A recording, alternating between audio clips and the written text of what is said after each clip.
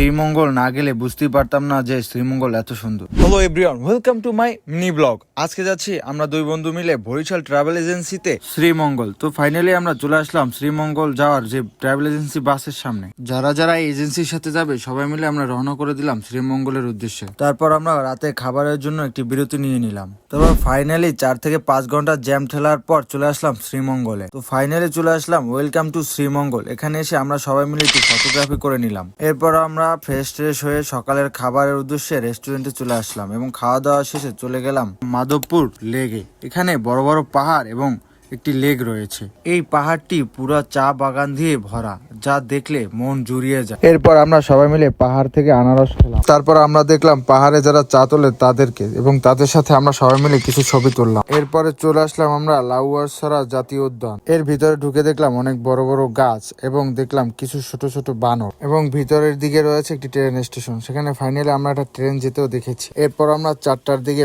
দুপুরের খাবারটা সেরে নিলাম। এরপর আমরা সূর্যাস্তের একটি সুন্দর ভিউ দেখে বাসার দিকে রওনা করে দিলাম। আজকের ভিডিওটা এই পর্যন্তই। ভিডিওটি ভালো লাগলে ভিডিওটি একটি লাইক দিয়ে কমেন্ট করে জানিয়ে দিবেন। সাবস্ক্রাইব